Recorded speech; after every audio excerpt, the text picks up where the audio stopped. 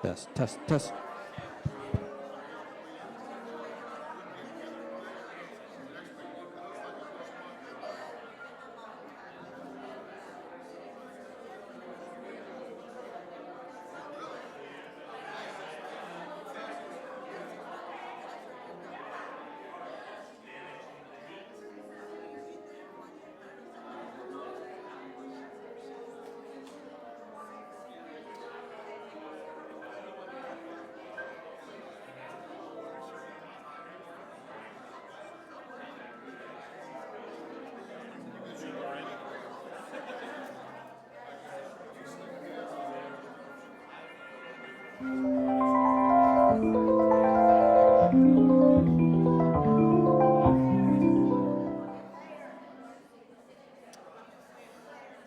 Good morning.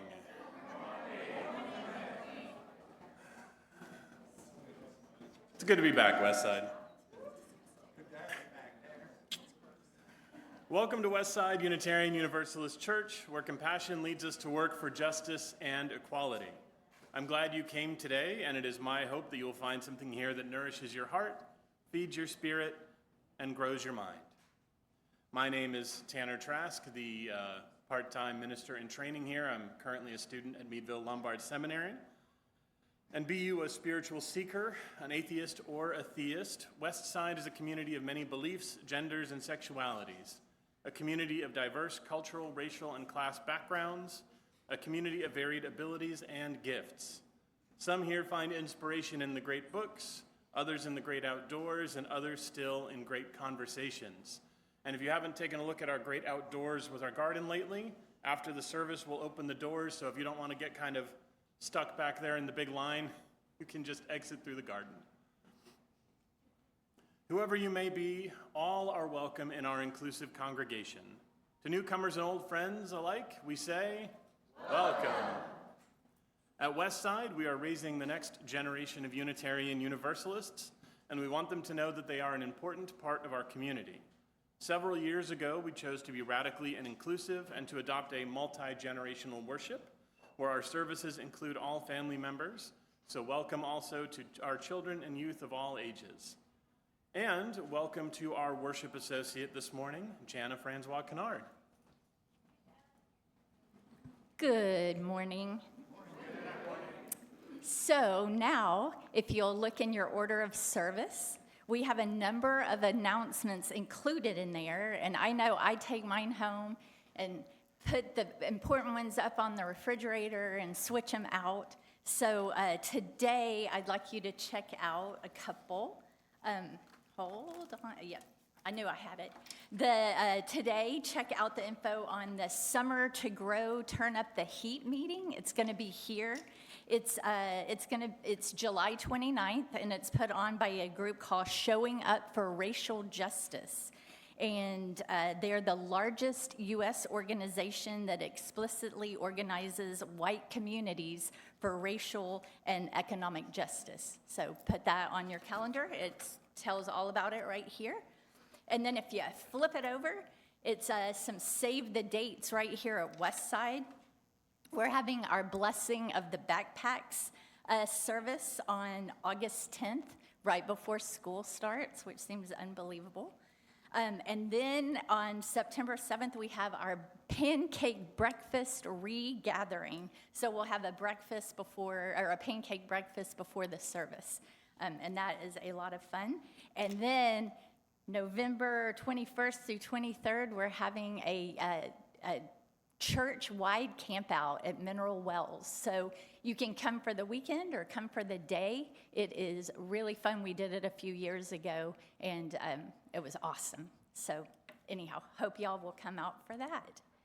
Now for those of you, for those of you joining us online or visiting today, if you are not already on our mailing list, please sign up by clicking the link at the bottom of our westsideu.org website. And that will get you our Wednesday weekly newsletter that tells you all this stuff again and even more. It tells you about book clubs and meditation groups and just all the things going on. So it's an important, really important resource for y'all. And then for those of y'all here in person, just take a moment to please silence all devices. And today, you met him already, our student minister, Tanner Trask, will be speaking on freedom. As young children in school, we are taught that the United States of America is a free country. What does that actually mean? Are we a free country now? Have we ever been? If you'd like to ponder these questions or just greet Tanner in person after the service, please join him and others in our Westside community in our fellowship hall. And as Tanner mentioned, to facilitate that, we're trying something a little new, and we'll have these doors open. So some of y'all can go that way, some of y'all can go that way, but this takes you through our beautiful, beautiful garden that maybe you haven't spotted before. But I know right now it's hard to think about, but as it starts cooling off, it is an awesome place to have coffee before the service or after. But now, I invite you to take a deep breath, and from wherever you are, settle into this sacred space that we create together, and let us worship as we listen to this morning's prelude, Toccata by Cacciaturian, performed by Dr. Yuki Kumamoto.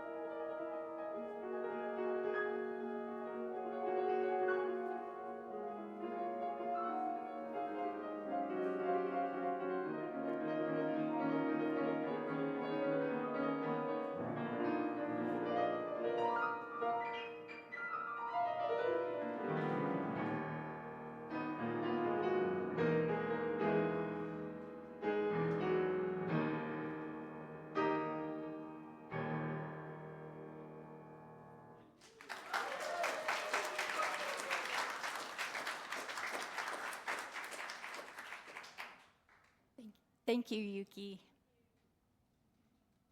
Our opening words today, and actually all our readings this morning, are going to be by John Lewis in memory of the anniversary of his death on July 17th, 2020.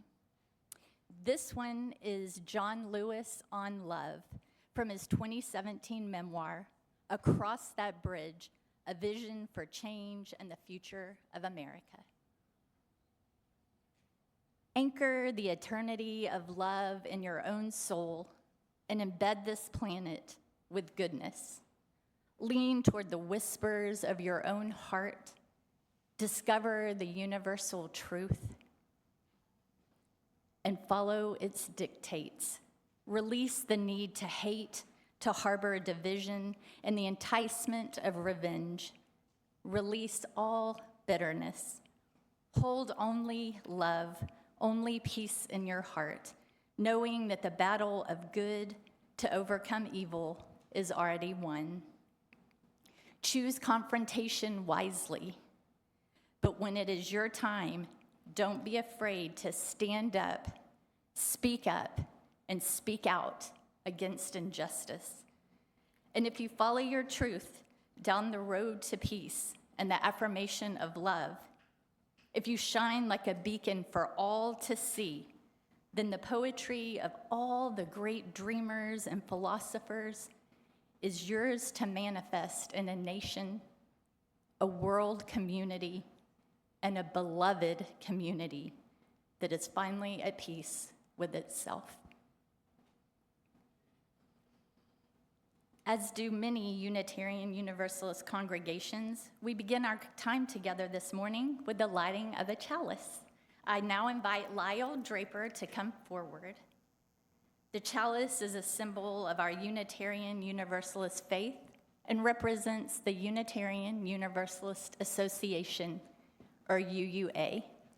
The flaming chalice symbolizes the heritage of our past, the warmth of community, and the light of hope within this church today. No, there we go. No, I did that. Y'all, and Lyle is so amazing. He is doing this without any practice. I asked him last week and realized I never talked to him again about it. So, amazing.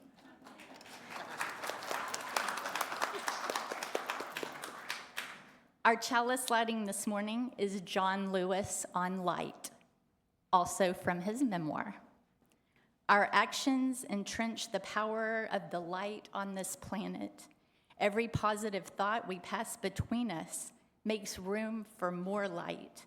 And if we do more than think, then our actions clear the path for even more light.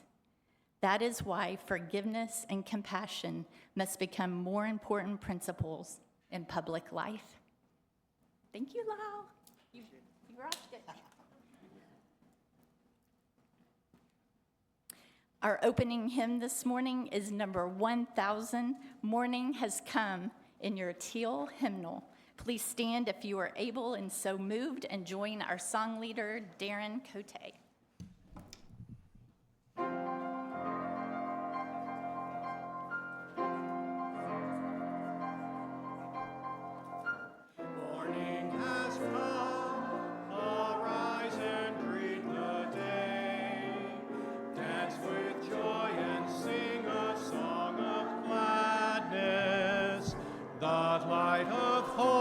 Shines upon each face. May it bring faith to guide our journey home.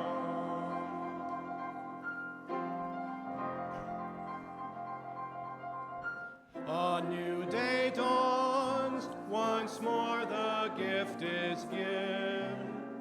Wonder fills this moment shared together. The light of peace here shines upon each face.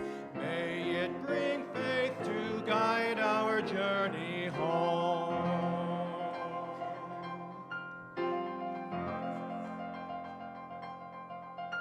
Open our eyes to see that life abounds.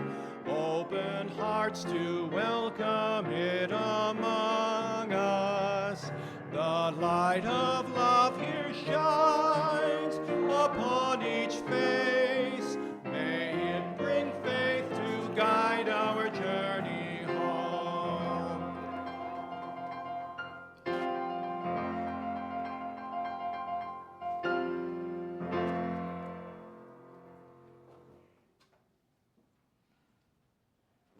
Please remain standing and join me in our affirmation.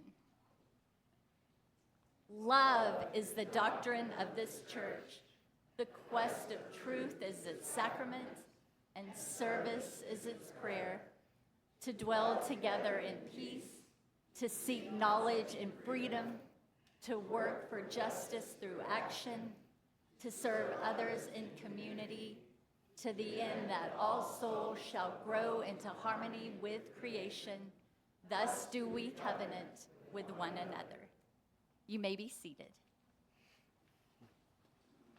Now, please come forward if you are young at heart or would like to have a close-up view of our Time for All Ages, presented by our mind-blowing, question-asking director of radical exploration, Nikki Kennedy, and a friend today. And afterwards, we will sing all the children back to their seats with number 16, "'Tis a Gift to Be Simple," found in your gray hymnal. Good morning. Good morning. I love that. There is so much spirit and energy. And you know, when you guys said it the second time, your smiles got bigger too. So it's a win-win situation. Well, this summer, we have been doing a series with our kiddos called Express Yourselves. And we thought, what a great time to explore different ways that we express ourselves. And we've heard storytelling, and we've talked about dance and musical theater, and we've talked about meditation, and how all these ways help us express ourselves, help us to ground ourselves so we can express ourselves. And today, I invited a very special friend with me. Some of you may know this person. This person sitting next to me was newly crowned Miss Gay Fort Worth, America. This person was here at Westside in 2023 and read a story with us. This person is also a voice actor and does a lot of anime and video work. And I'd like to introduce you to my friend Salem Moon. Hi. Hello, hello. Hi, everybody. Good morning. I'm very honored to be here. Thank you for having me. I just want to share a quick story. When I was asked to do this, I had the option to read something or share something personal, and I felt like it was important more than ever to share a little bit about a story that I like to share. As Nikki said, that I am a voice actor. I do a lot of voices for anime and video games, but I'm also a full-time drag queen in the state of Texas. And like I've mentioned before, oh, they were able to pull it up. I love this. You can go to the next slide. I'll talk about it. So drag as a whole has not only helped me find myself and express myself for the past 8 years, but it also saved my life and has saved lives of other people I know. As you can see here, there's examples of drag that we've seen throughout all the time. Bugs Bunny has been in drag many times. Mrs. Doubtfire, any fans of Mrs. Doubtfire in the building? I was like, okay. And then, of course, this character on the end is actually a character I voice in a show called Windbreaker. And they are a male identifying character who expresses themselves through makeup, beauty, and feminine clothing. And they use that as their strength. Next slide. Let me see. So, modern day definition of drag. We're all born naked and the rest is drag. RuPaul Charles himself. And what that means is that when we come into this world, everything that we know, we don't even know what we want to be, who we are, or what we're meant to do. And so, when we come out and we go to school, we go to work, we choose how to cut our hair, we choose how to, put makeup on, that is our own form of drag. Because that is how we express ourselves. That's how we feel comfortable and feel powerful. And so I love that quote because it's something so simple, but also so powerful. And this is just a couple things about the drag community. And like I mentioned at the bottom here, drag is not a crime, drag saved my life. Next one. Why is drag important? It's a storytelling through an art form that is, not exclusively queer anymore. It is for everyone to enjoy and be a part of, but it is a form of storytelling that is playing dress up. It's expressing yourself through glitter and glam and makeup. And sometimes you like to listen to top 40 music and sing and lip sync to it and dance. And that's what drag is. It's a form of theater. But it's also a way to express your masculine or feminine side without feeling as if you have to be one way or the other. Myself, at my 30 years of age, I grew up being told constantly that because of my body weight, because of how feminine I kind of came off, and because even my skin color, that I wasn't allowed to do certain things. And as a 12-year-old boy, hearing that, or 11-year-old, I heard it all the way back from when I was even like 8. Hearing that, you don't understand that. You're just being told that you're not good enough. And that is something you shouldn't be told as a child. You should be encouraged to express yourself and find out who you want to be and who you grow up to be. And for years, all the way until probably about 2 years ago, I really lost that in myself. I was very constantly self-aware of my body and how I presented myself and what clothes I could wear. I would hide everything with oversized clothing because I was like, I don't want to seem disheveled or gross. But drag, Salem, my big sister as I call her, she taught me how to be beautiful and love my insecurities and love myself again. She is a persona that lives in her own world and however she wants to present herself. And then Kiba is allowed to feed off of that and understand that we are the same person, but we're two sides of the same coin. The power that she has is the power I've always had. And if we go here to the next one, there's pictures of me. These pictures, I picked these three specifically because these were moments where I felt the most powerful and most beautiful and most confident. On the left here, this was this past Wednesday where I won Miss Gay Fort Worth America. In the picture, next to me, my mom and dad. Yes. And then on the other side, each one, the drag queen there, and then the sort of drag queen there. Those are my drag mothers, and that's my chosen family. And they've supported me as Salem, whereas my mom and dad have supported me my whole life as Kiba, but also as Salem. And that photo to me is something I'll always cherish because it goes to show that family, whether it's blood or chosen, they can love you, they can accept you, and they do.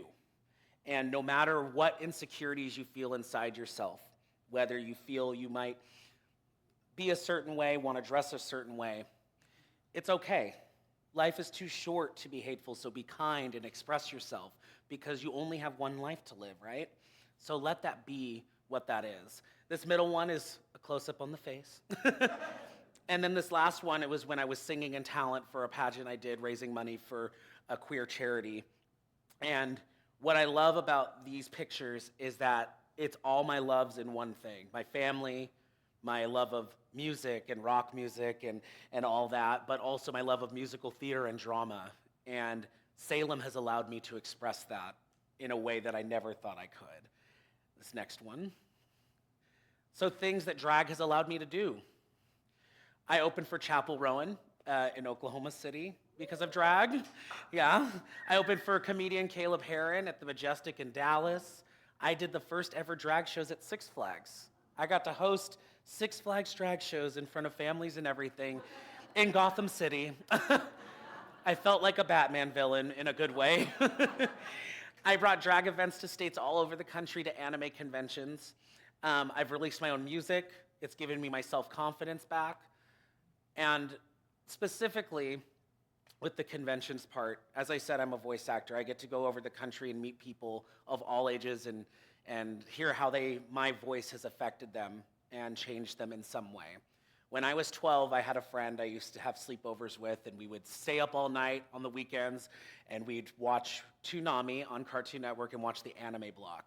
And that was our escape. That was something we felt outcast at school, but when we were at each other's houses and we watched anime, that was fun. We were like, we want to be those people. But I remember as a kid, I never heard or saw anyone that looked or sounded like me. And my friend, of course, was someone who was the ideal image to a lot of people. And so I always thought, like, I can't do this. I can dream, but I can't. But when I found drag and I moved to Texas, Salem allowed me to realize that instead of saying that I can't do it, I said I will do it and be that voice for someone else. And now I go to conventions, and sometimes I'll sit there in front of thousands of people walk by me and go to other people who are more famous and more popular than me, and I'll kind of think like, wow, I really feel out of place. And I go back to that place when I was 12, when I was 10, when I was 8, being told, why are you doing this? You're never going to make it. And then I get kids that come up to me that look like me when I was 12, that look like me when I was 8, with their family, that are soft-spoken, a little feminine, but don't know what that's supposed to mean. And they come up to my table and they say, I'm a big fan of yours because you remind me of myself. And moments like that remind me why I do what I do.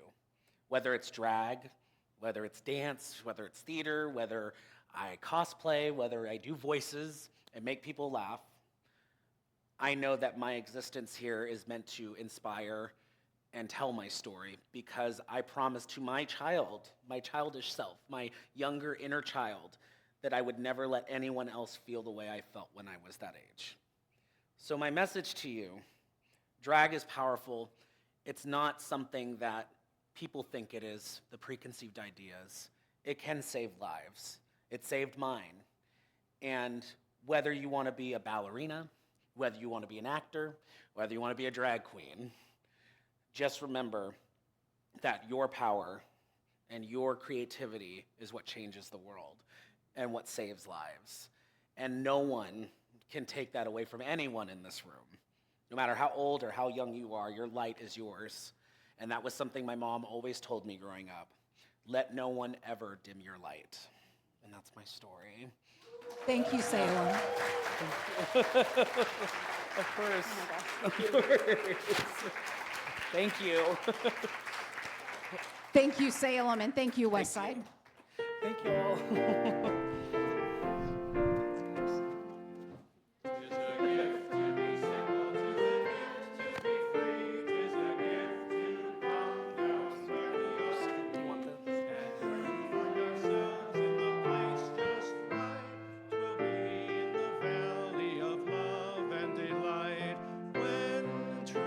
Simplicity is gained. To bow and to bend, we shan't be ashamed. To turn will be our delight, till by turning, we come round right.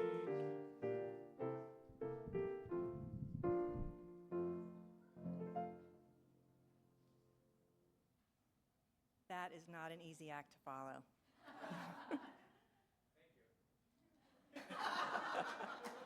Exactly. Good morning. I am Lisa Franey, one of the pastoral care team associates. In our community here at Westside, we make time each week to share pieces of our lives with one another. We do this because each person in this community has value. Members of the team can be identified wearing a pastoral care team badge, which I forgot this morning. Please submit your joys and concerns to the team by completing one of these orange forms at the welcome desk, emailing us at pastoralcare@westsideu.org, or contacting any member of the team. The other current members of our team are Carol Kappa, Barbara Crotty, John Fisher, Barbara Garland, Jane Hartwick, and Debbie Rake. Would the members of the team please raise your hands so the congregation can see who you are? Thank you. We share our concerns with one another today, knowing that sorrows come into each person's life, knowing that together we offer comfort. As I read your concern, would you please stand or raise your hand so all can know who you are?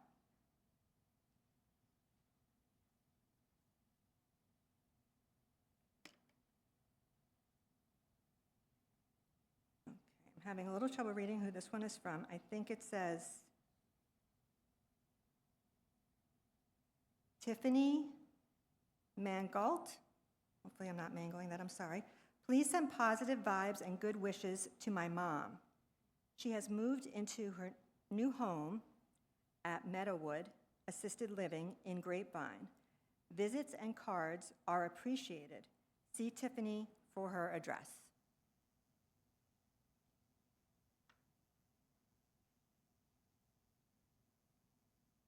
Angie Goins' mom, Jane DeFee, is back in rehab hospital to get rid of a UTI, gather strength to transfer, help her collapsed lung, and help her leg lymphedema swelling go down. Any positive thoughts would be greatly appreciative. We also share our joys with one another, knowing too that joy comes into all of our lives, knowing that together our voices can rise in a chorus of celebration. And again, please stand or raise your hand. Again from Tiffany, celebrating a special birthday for Jeff. Thank you, thank you. Wishing him a beautiful day. Yay. Happy birthday. And last but not least, a joy from Jim Franey. Please note upcoming monthly men's breakfast. It is always held on the first Wednesday of each month. Next scheduled time is Wednesday, August 6th at 8 a.m. The new location is the Blue Mound Cafe, the location on West Vickery Boulevard in Fort Worth, again at 8 a.m. on August 6th. Please be there. We make space each week for musical centering, knowing the life and experience of every person matters, and together, our lives shine brighter. As we hold all the joys and concerns among us, these spoken and unspoken, let us sing together number 123, Spirit of Life, in the gray hymnal.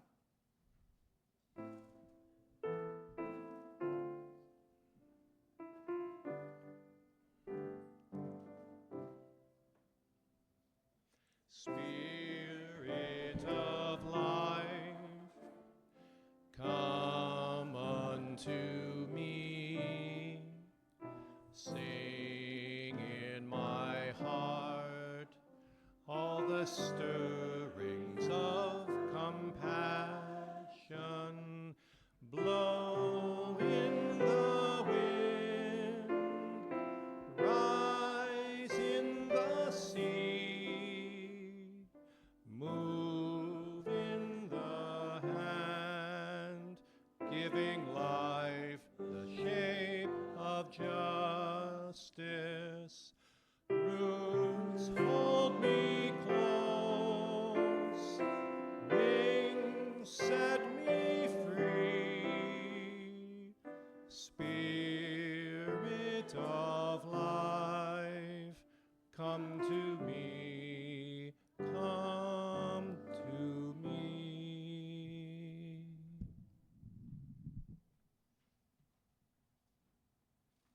Good morning.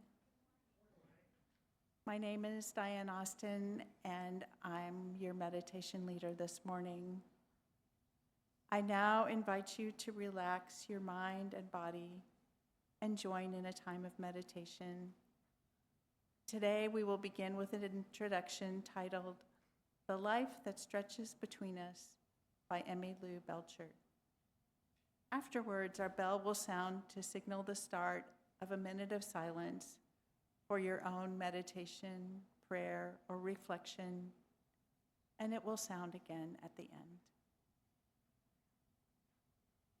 The life that stretches between us. Let us take a moment to settle into the silence.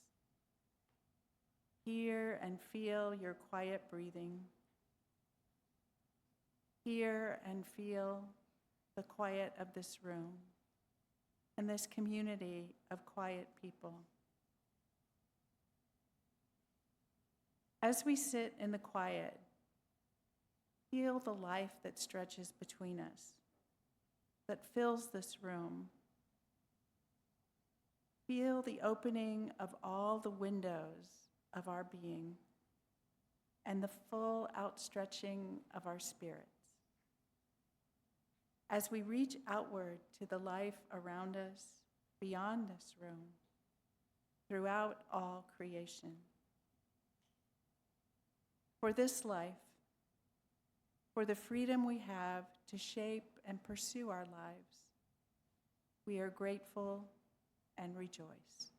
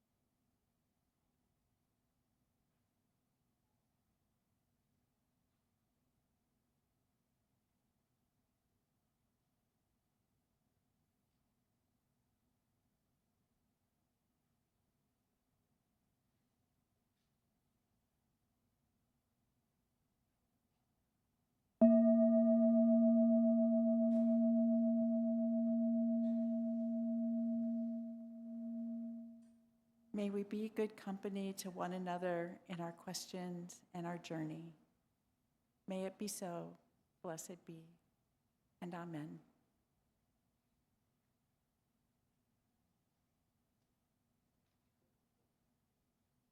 Here at Westside, we practice our UU faith in a variety of ways. One of those ways is by giving 100% of the gifts to our weekly collection, unless otherwise designated, to support organizations who carry out our transcendent values of compassion, justice, and equality. It is our harvest gathered in every week for what most nourishes us. Westside's plate offering for July is Help Center for LGBTQ plus health and wellness. Since 1994, Help Center has offered Tarrant County residents community-based health and education services dedicated to preventing HIV/AIDS and other STDs.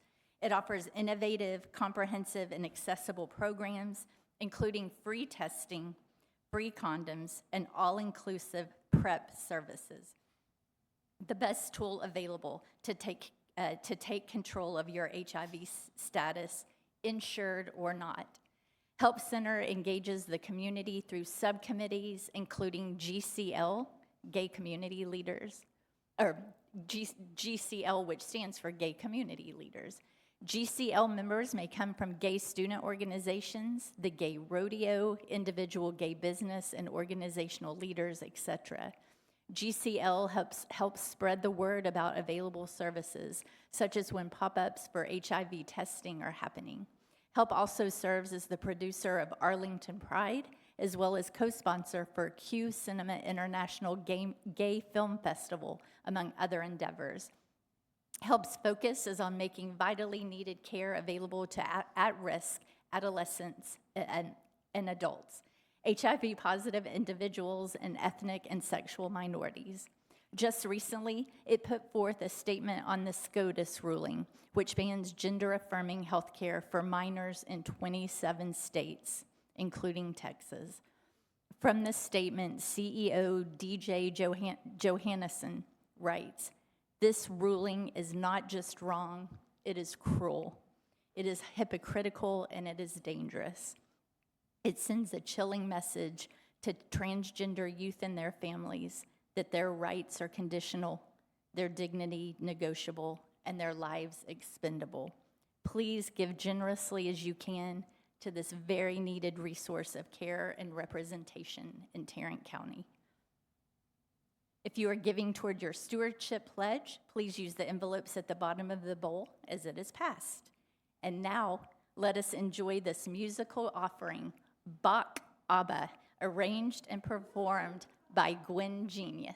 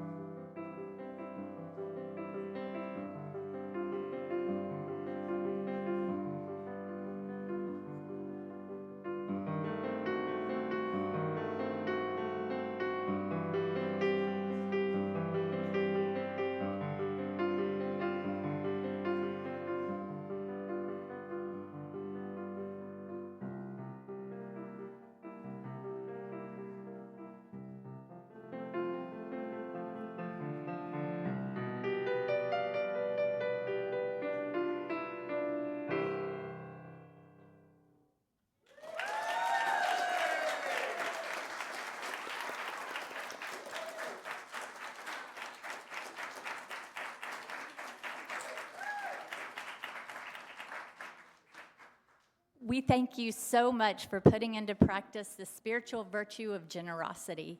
Our giving connects us to the wider web of our community. And thank you for also keeping your stewardship commitment current to keep our congregation's important work going. And we had a last-minute concern, so I am putting on the pastoral care role for a second. And this is from Judith Clements, and I saw her just sneak out the door there. So she usually sits in the back. I need help programming a password for my phone. Oh, Donald, I'm going to volunteer you. Oh, anyone who knows an iPhone, please reach out to Judith at the end of the service in the back of the sanctuary, or I bet here she's headed back. So thank you. That would be awesome. Now, our reading this morning, another reading by John Lewis, is on freedom from his memoir. But we must accept one central truth and responsibility as participants in a democracy. Freedom is not a state, it is an act. It is not some enchanted garden perched high on a distant plateau where we can finally sit down and rest. Freedom is the continuous action we all must take, and each generation must do its part to create an even more fair, more just society. And now I invite Tanner Trask to the pulpit.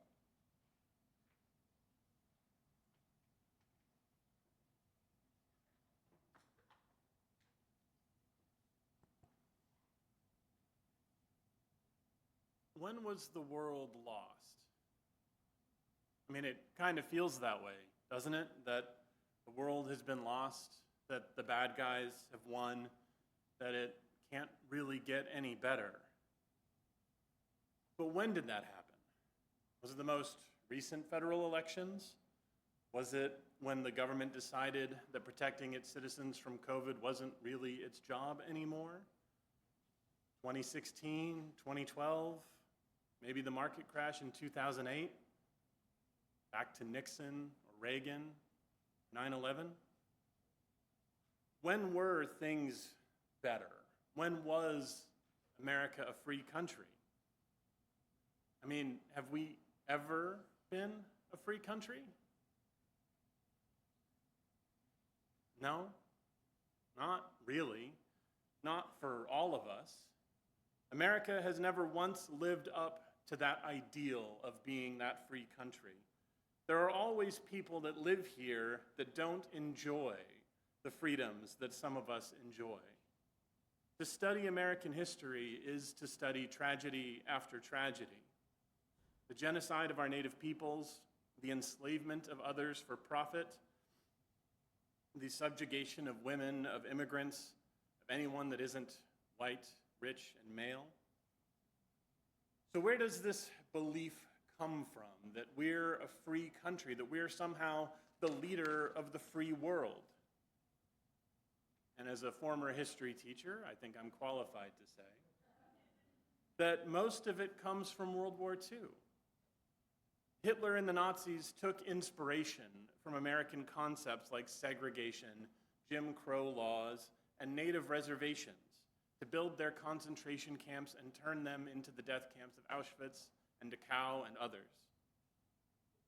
And when the realities of these camps came to light in America and Europe, when the true horror of the end game of Nazi Germany became clear, so many Americans had to look in the mirror and reflect on themselves. How were we different from the Germans? So many progressives in America leading up to World War II were very positive and supportive of the idea of eugenics, of race science, of breeding a better human. It's where most of the research was done, here in America. And a lot of Unitarians from that time period were among them, on the front lines of this eugenics program. Now, when they saw what Germany did with their science of eugenics, they recoiled in horror. And thankfully, most eventually recanted those beliefs. But That time of self-reflection was short. Many Americans were able to rationalize away the reasons about why that kind of thing couldn't happen here. There must have been something unique about the German people that made them susceptible to this type of dictator, because surely Americans would never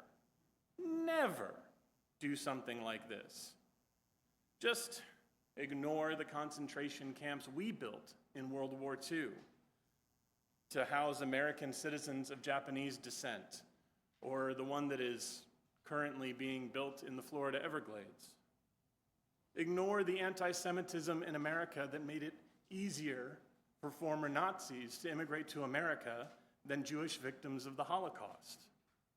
Remember, Anne Frank's family was hiding in that attic in Amsterdam because the local American consulate had denied twice their asylum claim to the United States.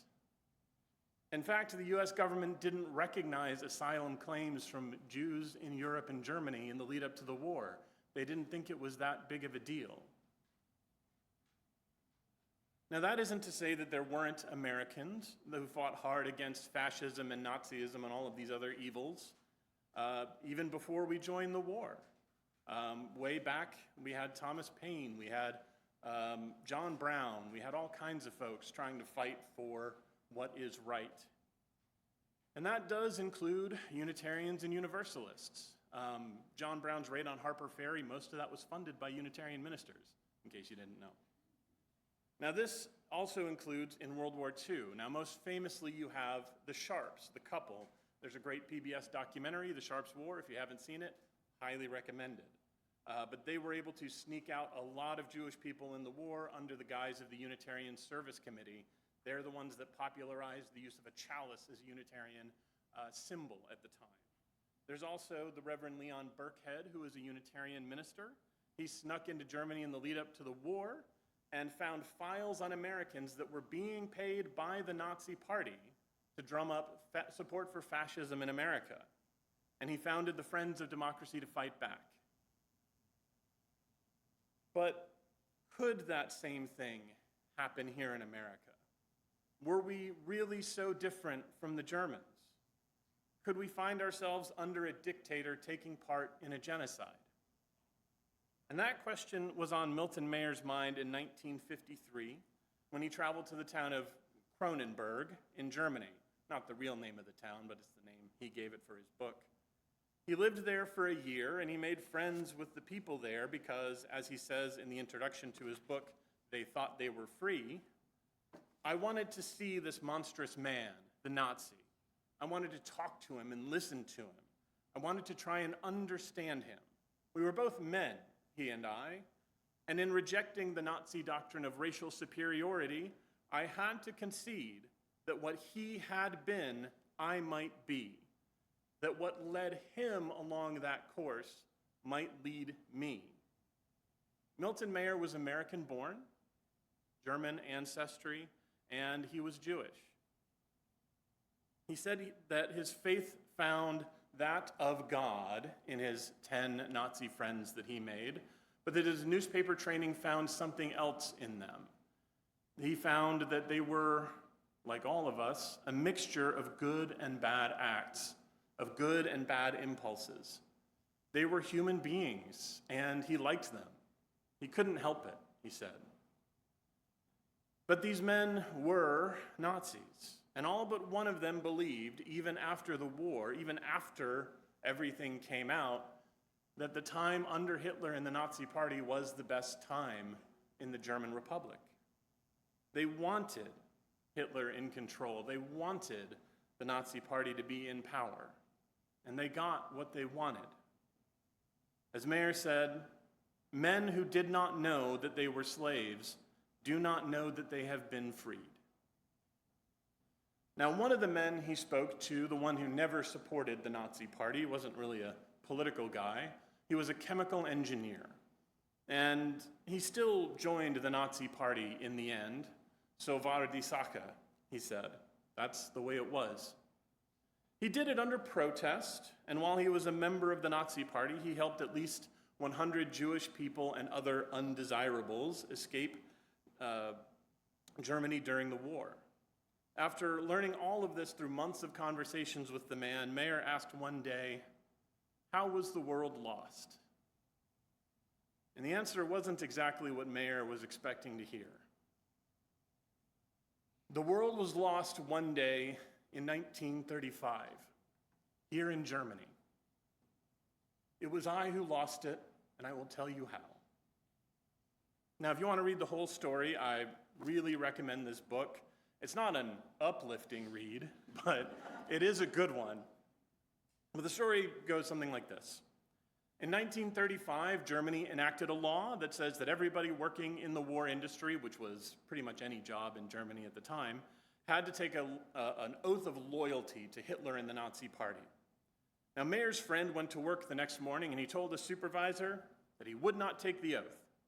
Now, he knew he wouldn't be arrested. That wasn't like the punishment for that crime. He wasn't going to get taken off to a concentration camp. He would get fired, and it'd probably be pretty hard for him to find a new job. But he didn't like what the Nazis were doing, so he held firm to his principles. I will not take this oath. Now, his supervisor didn't immediately fire him. He said, "Hey, think it over. Take the rest of the day off. Sleep on it.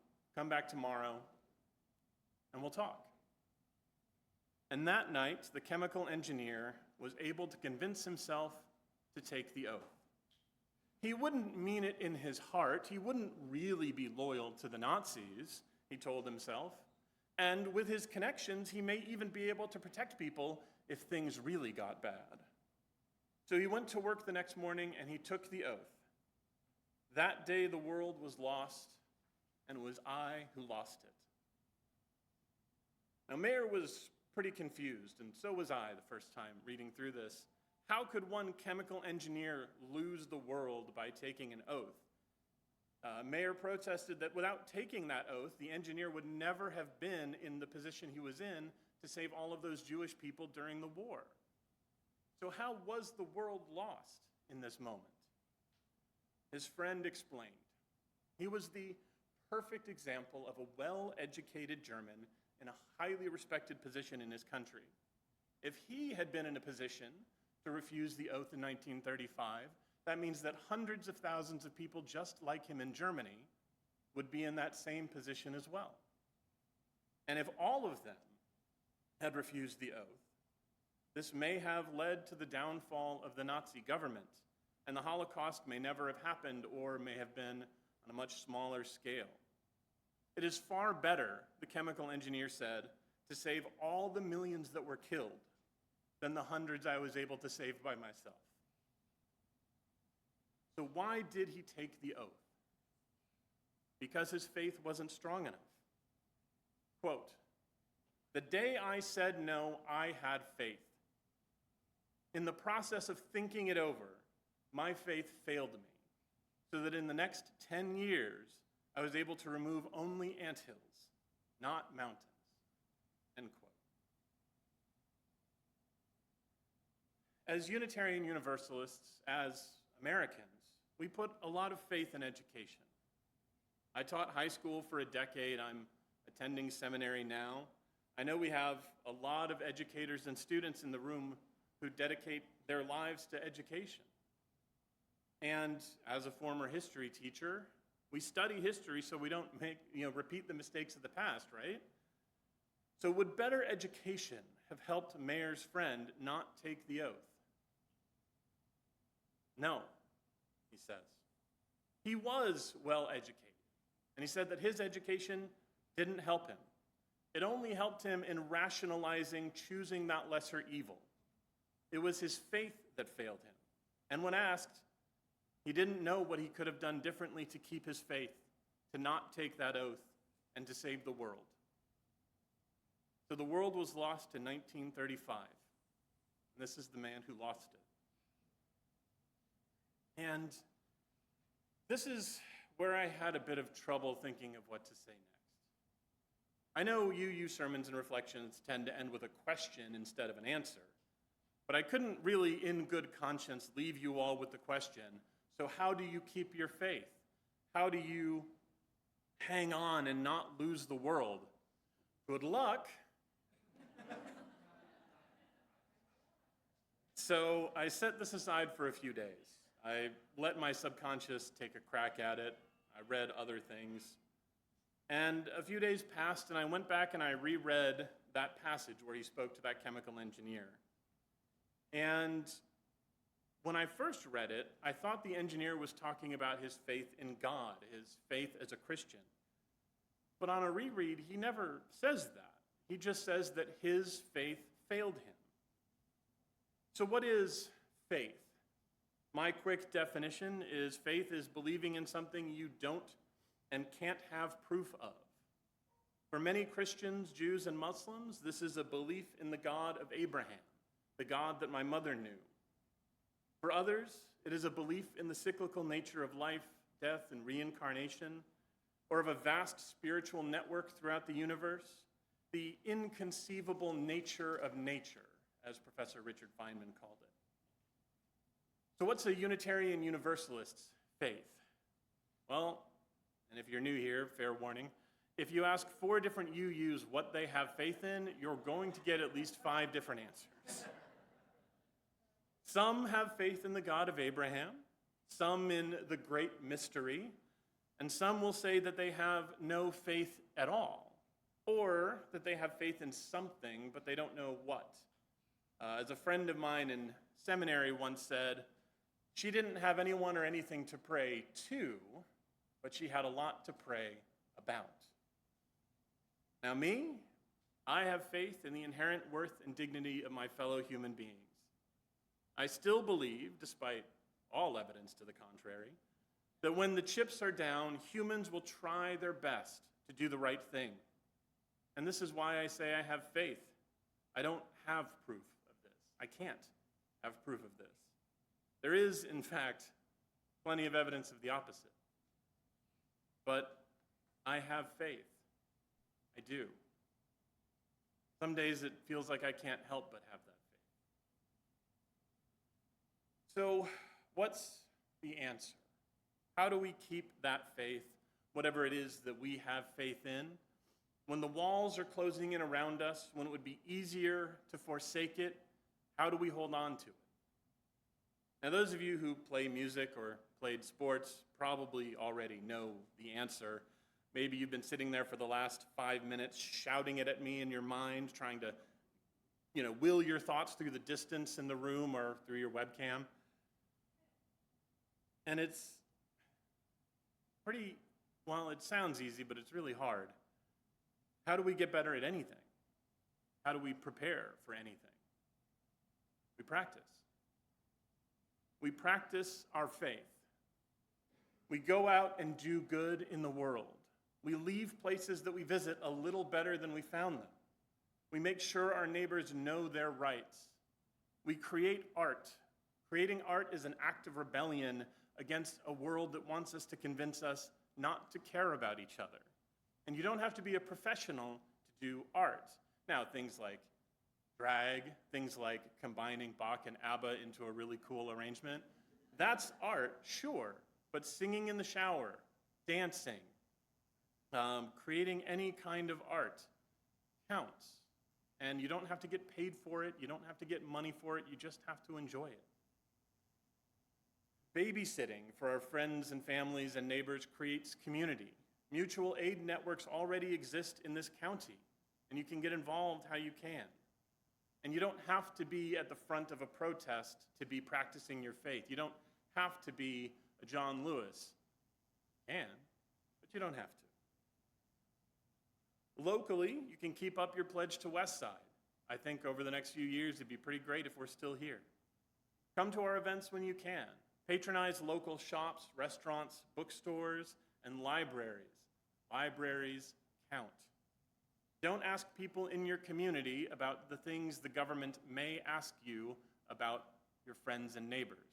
If you don't know, you can't tell. If you're in the position to archive data, books, newspapers, and other things the government might try and censor, that's practicing faith. And when you're out there in the world doing good, practicing your faith, Don't be afraid to tell the people you're working with that you're a Unitarian Universalist. Especially here in Fort Worth, there are so many people who are looking for a community that keeps love at the center, that practices our faith out loud, that serves a good cup of coffee and better conversation on a Sunday morning. Rest, recover, pray if that's your thing, meditate if that's what replenishes you, read books, laugh. You need to laugh. Practice all of that so that when your faith is tested, when you are asked to do something you know is wrong, you will be able to say no, and you'll be able to get through the whole night and come back the next morning and say no again. And one day, and I do have faith that this will happen one day, we'll look around and realize that things have gotten at least a little bit better, that our work has paid off, that we've dragged America kicking and screaming closer toward our ideal of being a truly free country, a country free of poverty, free of inequity, and free of war and fear. And on that day, you may be telling the story of this time, maybe to a kid or a grandkid, maybe a niece or nephew, something like that. And they may say something like, wow, it sounds like things were really bad back then. And they'll be right. Things are bad right now. You're not alone in thinking that. You're not crazy for thinking that. Things are bad. But we can make them better. We can make a difference. And they may ask, how was the world saved? So the question I'm going to leave you with today, and it's not a fair question, but it's the one you're going to get, is how can you practice your faith today, tomorrow, and in the coming years? How can you practice your faith so that you can reply, the world was saved on a day in 2025, and it was I who saved it.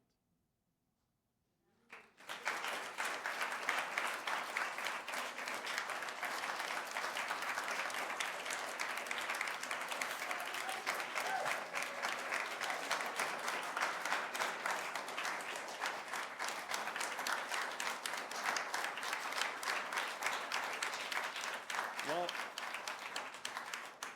normally this is the part where I say, please rise in body, spirit, and join us in our closing hymn, number 1018 in the Teal hymnal. Come and go with me. We'll sing the first 3 verses. Thank you all so much.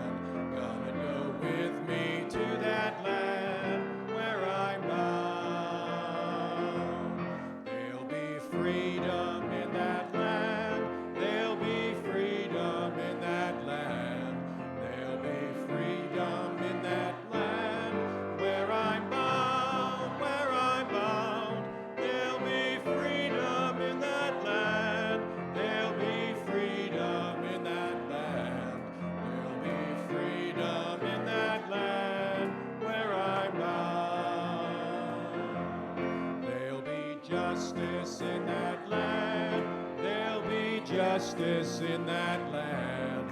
There'll be justice in that land where I'm bound, where I'm bound. There'll be justice in that land. There'll be justice in that land. There'll be justice in that land where I'm bound.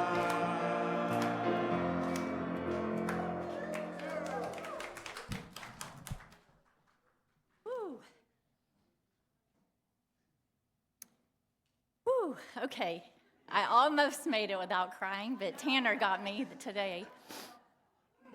Please remain standing for our closing words. This is John Lewis on justice from his memoir.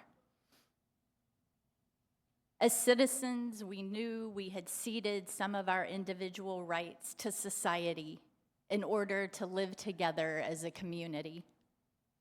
But we did not believe the social contract included support for an immoral system. Since the people invested government with its authority, we understood that we had to obey the law. But when law became suppressive and tyrannical, when human law violated divine principles, we felt it was not only our right, but our duty to disobey. As Henry Thoreau strongly believed, to comply with an unjust system is to accept abuse. It is not the role of the citizen to follow the government down a path that violates his or her own conscience.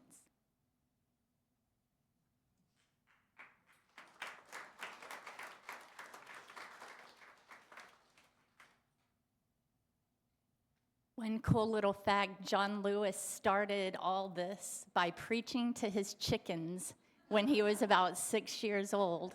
He was given I did a lot of studying before I picked all these, but he was given the chore of the chickens, and he was just telling the good word. So he started so young, and there's a little children's book about him that tells all that. It's so cute. The chalice is now extinguished. Oh, wow. Y'all, I did not have the chalice words. I have the chalice words from what Dr. Seuss once said, and that was 4 weeks ago. But the chalice is now extinguished. May its light still shine bright within all of us. And I know it talks about those that we know, those that we have yet to meet, and inside us all. So I am not very good at ad-libbing, but that was it. It's mainly just shine your light bright as you go. Please join me in the congregational closing. Go in peace, seeking justice. Go in peace, committed to equal rights and opportunities for all. Go in the peace that is created when together we build communities of true solidarity, deep compassion, and fierce, unrelenting love. Go in peace. May it be so. Blessed be, and amen.